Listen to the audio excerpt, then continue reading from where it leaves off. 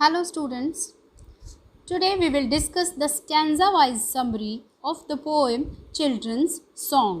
This poem is written by Joseph Rudyard Kipling, J.R. Kipling or Joseph Rudyard Kipling. So, stanza number 1, what is there in stanza number 1? The children of the nation invoke or address their motherland. इस poem में children's song name से ही clear है कि children एक song गा रहे हैं और वो अपनी मदरलैंड की प्रेज में सॉन्ग गा रहे हैं। और ये चिल्ड्रन जोसेफ रुडयार्ड किपलिंग की पोएम में जो चिल्ड्रन हैं ये किसी भी कंट्री के चिल्ड्रन हो सकते हैं। ओके, तो एक यूनिवर्सल अपील है इस पोएम की और इसमें चिल्ड्रन जो हैं देश के बच्चे एक सॉन्ग एक प्रेयर गा रहे हैं जो अपनी मातृभूमि को और भगवान को समर्पित है। The children of the nation invoke their motherland, first stanza में अपनी मदरलैंड को पुकारते हैं, अपनी मदरलैंड को संबोधित करते हैं।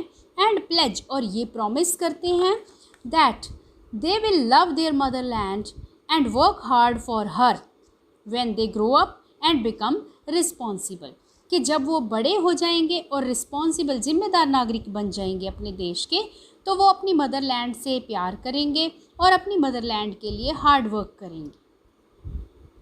Stanza number 2.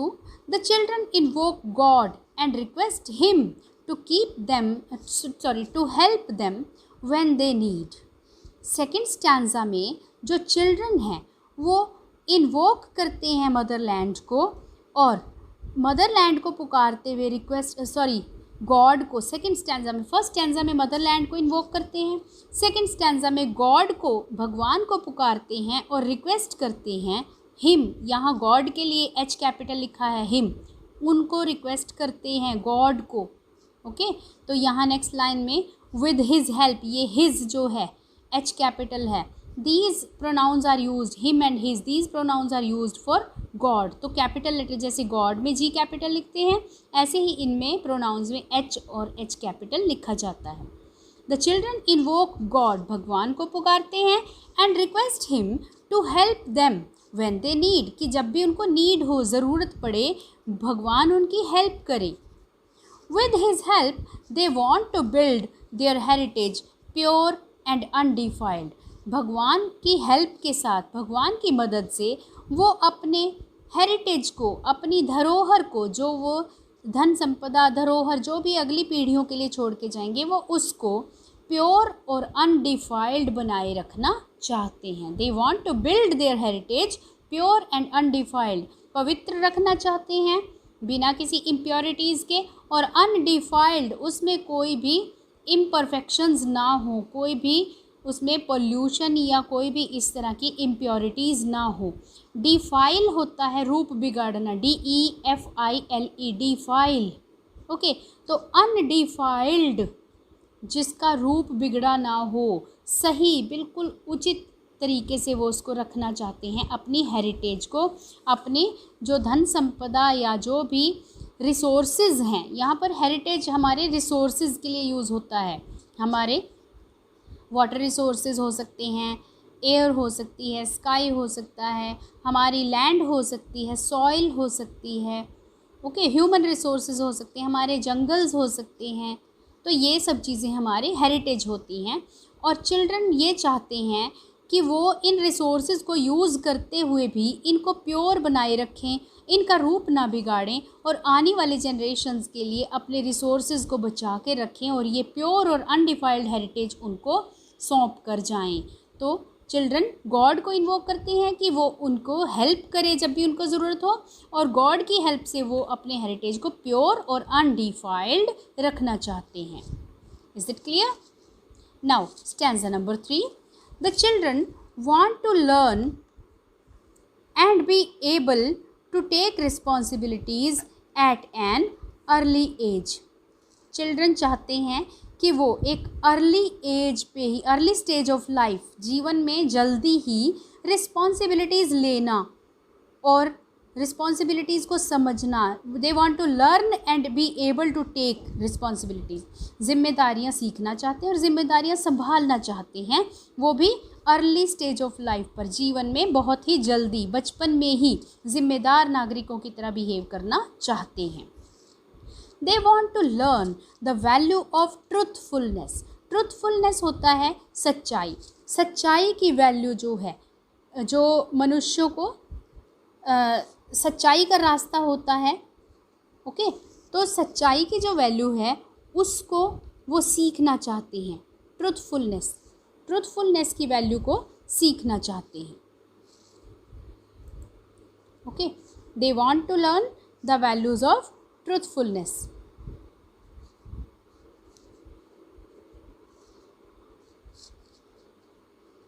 The children want to learn the values of truthfulness.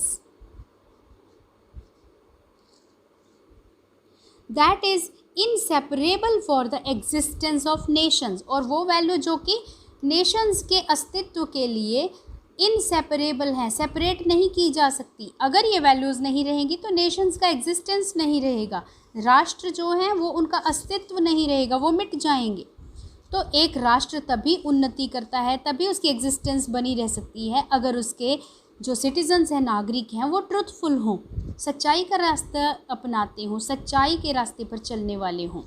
तो ये बच्चे जो हैं, children of the nation, they want to learn the value of truthfulness that is inseparable for the existence of nations. They want to be firm and focused. और वो firm, दृढ़ बने रहना चाहते हैं, स्ट्रॉन्ग बने रहना चाहते हैं, एंड फोकस्ड, और अपने जो उनके लक्ष्य हैं उस पर केंद्रित रहना चाहते हैं। वो चाहते हैं कि वो अपने लक्ष्य से कभी ना डगमगाएं, कभी भी वो अपने लक्ष्य से इधर उधर ना भटकें। This was stanza number 3. Now in stanza number 4, the children want to lead a controlled life with clean conscience. Conscience का मीनिंग देखिए सबसे पहले। इस वर्ड की प्रोनाउंसिएशन क्या होती है? कॉन्शियंस, CON कॉन है, और उसके बाद SCIENCE साइंस वाली स्पेलिंग है, बट साइंस वाली प्रोनाउंसिएशन नहीं है। ओके, प्रोनाउंसिएशन है कॉन्शियंस, लिखा भी है यहाँ पे कॉन्शियंस। ओके, तो कॉन्शियंस का मीनिंग होता है अंतरात्मा, हमारी इनर स्पिरिट, हमारी इनर सोल, हमारा मन। ओके, तो चिल्ड्रन क्या चाहते हैं? They want to lead, lead means जीना, they want to live a controlled life, life को, अपनी लाइफ पर कंट्रोल चाहते हैं, कंट्रोल करना चाहते हैं, and clean, with clean conscience, अपने अंतरात्मा को पवित्र रखना चाहते हैं, साफ़ सुथरा रखना चाहते हैं, अपने मन पर कोई बोझ या कोई मैल नहीं रखना चाहते, दूसरों के लिए इल विल होता है दुर्भावना, दुर्भावना नहीं रखना चाहते। They want to be ready to make any sacrifice for their motherland, और वो चाहते हैं कि वो अपनी मदरलैंड के लिए कभी भी कोई भी सेक्रीफाइस होता है बलिदान या त्याग, कोई भी सेक्रीफाइस करने में कभी भी ना हिचकें, कभी भी पीछे ना हटे कोई भी सेक्रीफाइस करने से। Children want to lead a controlled life with clean conscience and they want to be ready to make any sacrifice for the sake of their motherland, अपनी मदरलैंड की खातिर, sake SAKE, for the sake of their motherland या for their motherland. This was stanza number 1, 2, 3 and 4. Now come to stanza number 5. Stanza number 5. The children want God to judge their actions and deeds. बच्चे चाहते हैं कि God उनके actions या उनके कार्यों को, डीड्स, ठीक है, उनके कार्यों को जज करने के लिए गॉड ही हो, सिर्फ गॉड ही जजमेंट करे कि उनके कार्य कैसे हैं, अच्छा काम किया उन्होंने या बुरा काम किया, गुड डीड्स किए या बैड डीड्स किए, तो इसकी जजमेंट गॉड ही करे, भगवान की नज़रों में सही रहना चाहते हैं। They want to move ahead in life confidently, अपने जीवन में कॉन्फिडेंटली, पूरे कॉन्फिडेंस के साथ आगे बढ़ना चाहते हैं, विदाउट द फियर और फेवर ऑफ द क्राउड, और लोगों की भीड़ जो है वो क्या कहेगी, उनका डर या उनके फेवर मीन्स उनको अपने पक्ष में करने की बात उनके मन में नहीं आनी चाहिए। वो जो भी करे उनके कार्यों को भगवान खुद जज करे कि वो सही हैं या गलत हैं। उन्हें भीड़ की, लोगों की परवाह ना हो, कि ना लोगों का डर हो, ना उनकी परवाह हो कि वो लोग क्या कहेंगे और हमारे कार्यों को अच्छा कहेंगे या बुरा कहेंगे। इस तरह से ये बच्चे, the children of the nation, they want to move ahead in life confidently without the fear और favour of the crowd. Stanza number 6, the children want to be strong. Strong, मजबूत बनना चाहते हैं, स्ट्रेंथ पाना चाहते हैं, ताकत पाना चाहते हैं। But not to hurt the weak by any means. Any means means किसी भी तरीके से। बाय एनी मीन्स किसी भी तरीके से वो किसी वीक पर्सन को, कमज़ोर व्यक्ति को हर्ट नहीं करना चाहते, चोट नहीं पहुंचाना चाहते। स्ट्रॉन्ग बनना चाहते हैं लेकिन किसी वीक पर्सन को हर्ट करने के लिए स्ट्रॉन्ग नहीं बनना चाहते। They want to be strong so that they can comfort the distressed people. वो strong इसलिए बनना चाहते हैं ताकि वो मुसीबत में पड़े हुए लोगों को कंफर्ट दे सकें, उनको आराम दे सकें, उनकी भलाई के लिए कुछ काम कर सकें। Now come to stanza number 7. The children want to learn to seek happiness in simplicity and nobility. Seek का मीनिंग गिवन है फाइंड या गेट। सीक, ढूंढना, पाना।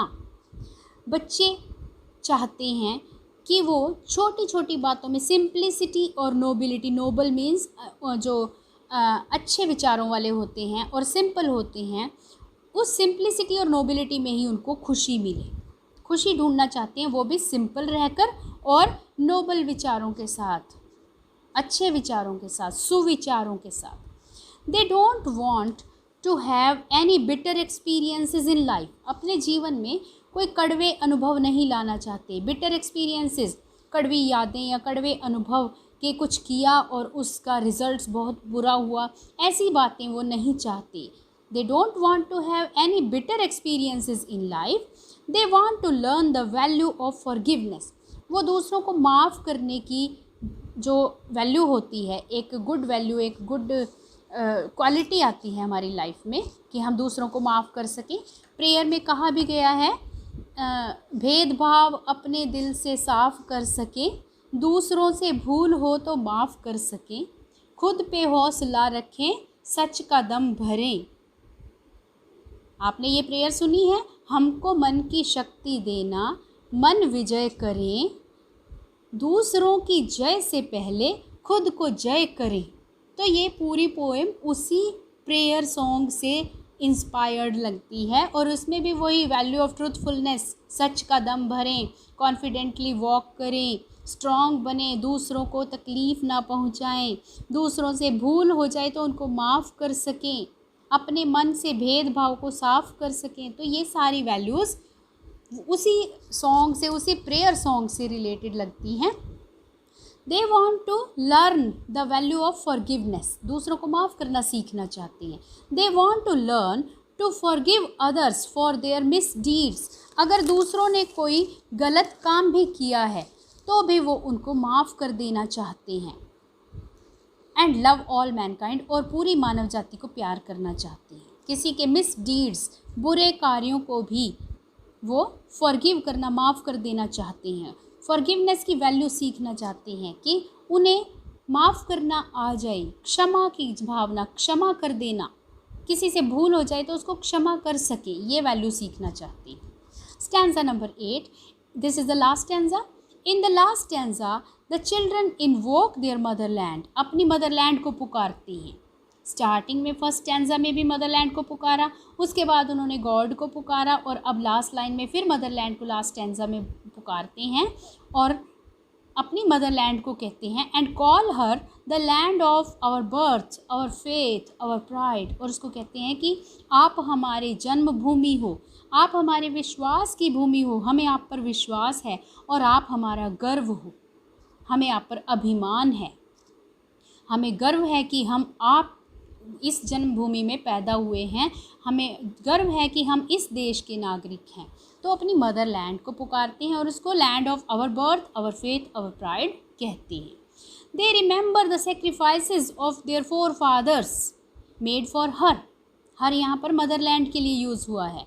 वो याद करते हैं कि उनके फोर फादर्स ने, फोर फादर्स होते हैं एंसेस्टर्स, पूर्वज, कि उनके पुरखों ने, उनके पूर्वजों ने किस तरह से मातृभूमि के लिए बलिदान दिए थे, वो उन बलिदानों को याद करते हैं। And pledge to devote their head, heart and hand for her throughout their life, और प्लेज करते हैं, प्रॉमिस करते हैं कि वो डिवोट कर देंगे, समर्पित कर देंगे अपने हेड को। यहाँ हेड जो है बॉडी पार्ट है, हार्ट और हैंड बॉडी पार्ट्स हैं, लेकिन इनको मेटाफोरिकली यूज़ किया गया है। यहाँ पर यूज़ ऑफ मेटाफर है। क्या मेटाफर है? हेड कहा तो गया है सिर को, लेकिन यहाँ पर हेड किसके लिए यूज़ किया गया है? हमारे थॉट्स के लिए। हमारे सिर में हमारा ब्रेन होता है, ब्रेन में हमारे विचार होते हैं, तो हमारे थॉट्स। हार्ट यहाँ पर हमारी इमोशंस के लिए यूज़ किया गया है, अपने विचारों को, अपने थॉट्स को, अपने इमोशंस को, अपनी फीलिंग्स को, अपने सेंटिमेंट्स, भावनाओं को, और अपने हैंड यहाँ पर हार्डवर्क के लिए यूज़ किया गया है, और अपने हार्डवर्क को मदरलैंड के लिए डिवोट करना चाहते हैं, समर्पित करना चाहते हैं for her throughout their life. अपने पूरा जीवन भर वो अपनी मदरलैंड के लिए ही सोचेंगे, उसके लिए ही महसूस करेंगे, उनकी इमोशंस होंगी, और उसके लिए ही, अपनी मदरलैंड के लिए ही हार्ड वर्क करेंगी। They want to devote their head, heart and hand throughout their life. This is the stanza number 8. So this was the explanation of this poem. Now let us see the question answers of this poem. See question number 1. The children's song has a definite message for the people of every country. हर देश के नागरिक के लिए एक message है। In every as, और हर युग में। यहाँ एज उम्र के लिए नहीं है, आयु नहीं है, एज यहाँ पर है युग। चाहे कोई सा भी युग आ जाए, कोई सा भी समय आ जाए, हर समय में, हर युग में, हर एक देश के लिए, के लोगों के लिए एक मैसेज देती है। ये एक डेफिनेट मैसेज है चिल्ड्रन सॉन्ग इस पोएम में। तो व्हाट इज़ दैट मैसेज? वो मैसेज क्या है? जैसे मैंने आपको बताया, ये पोएम क्या कहती है कि हमको मन की शक्ति देना, ताकि हम अपने मन को विजय कर सकें, ओके, और दूसरों की जय से पहले खुद की जय कर सकें, ओके। तो उसी प्रेयर के according the children song is a poem with a universal appeal. पूरे विश्व में एक अपील, एक रिक्वेस्ट करते हैं चिल्ड्रन सॉन्ग। इस पोएम के थ्रू एक रिक्वेस्ट की गई है, एक प्रॉमिस किया गया है, एक पुकार की गई है। It conveys a patriotic message. देशभक्ति का एक संदेश देती है ये पोएम। देशभक्ति से ओत प्रोत एक कविता है, भरी हुई है देशभक्ति की भावना से।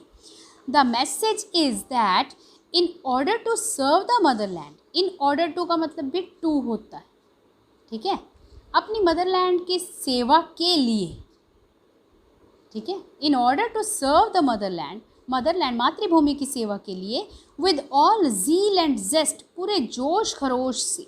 ज़ील एंड जेस्ट होता है पूरे एंथुजियाज्म के साथ, दोनों वर्ड्स इकट्ठे यूज़ होते हैं, ज़ील एंड जेस्ट, और सेपरेटली भी अगर यूज़ हो इनका मीनिंग होता है एंथुजियाज्म, जोश, ठीक है, warm enthusiasm.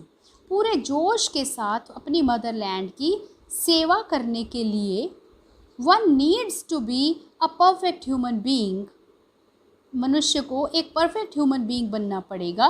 With all virtues, सारे वर्चूज़, सारे गुण होने चाहिए उसमें, सारी क्वालिटीज़ होनी चाहिए, सारी क्वालिटीज़ वाला एक ह्यूमन बीइंग बनना पड़ेगा अगर पूरे जोश के साथ अपनी मातृभूमि की सेवा करना चाहते हैं। ये संदेश इस पोएम में दिया गया है।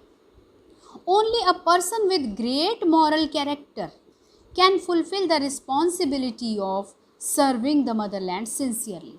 अगर हमारे कैरेक्टर में मॉरल वैल्यूज़ होंगी, ग्रेट मॉरल कैरेक्टर होगा हमारा, ठीक है, तभी हम अपने मातृभूमि के प्रति पूरे सिंसियरिटी के साथ अपनी रिस्पॉन्सिबिलिटीज़ को फुलफ़िल कर सकेंगे, मातृभूमि की सर्विस कर सकेंगे, for the service of motherland sincerely, okay.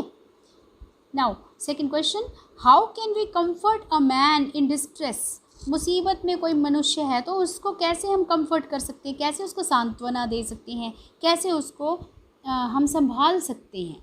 A man in distress needs our compassion. अगर कोई मुसीबत में है, अगर कोई तकलीफ़ में है, बहुत बुरी हालत है किसी की, तो वो हमारे कंपैशन चाहता है। कंपैशन ऐसी फीलिंग होती है जो हमें दूसरों को दुखी देखकर हम उसके दुख को समझ सकें कि वो क्या कहना, वो क्या कैसा फील कर रहा होगा। इस फीलिंग को कंपैशन कहते हैं। ओके, एक डिस्ट्रेस में पड़ा हुआ व्यक्ति हमारी कंपैशन चाहता है, हमारा ध्यान अपनी तरफ आकर्षित करना चाहता है और हमारे चाहता है कि हम भी उसके दुख को महसूस कर सकें। हमारी सिंपथी, हमारी सहानुभूति उसके साथ होनी चाहिए, हमारी सहानुभूति चाहता है। एंड एम्पैथी, एम्पैथी का मीनिंग भी है कि हम उसकी फीलिंग्स को, उसके दुख दर्द को समझ सकें। Okay, a man in distress needs our compassion, sympathy and empathy.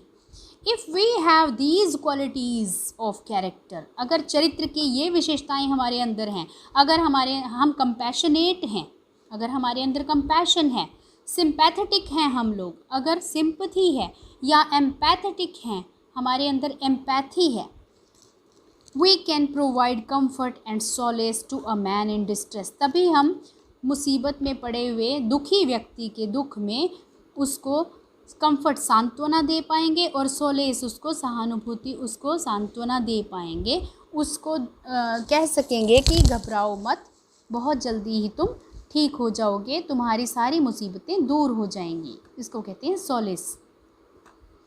In other words, या हम ये भी कह सकते हैं, if we possess inner strength, अगर हमारे अंदर आंतरिक शक्ति है, मन की शक्ति है, और स्ट्रॉन्ग कैरेक्टर, या हमारा चरित्र स्ट्रॉन्ग है, हमारे अंदर चारित्रिक विशेषताएं हैं, मॉरल वैल्यूज़ हैं, we can comfort a man in distress. तो हम मुसीबत में पड़े हुए व्यक्ति की सहायता कर सकते हैं, उसको कंफर्ट दे सकते हैं, उसको हम शांति प्रदान करवा सकते हैं। कंफर्ट का मीनिंग है उसको राहत दे सकते हैं। So these are the questions of this poem. Along with these questions, you should go through the extract based questions that have been written in your notebook. Okay.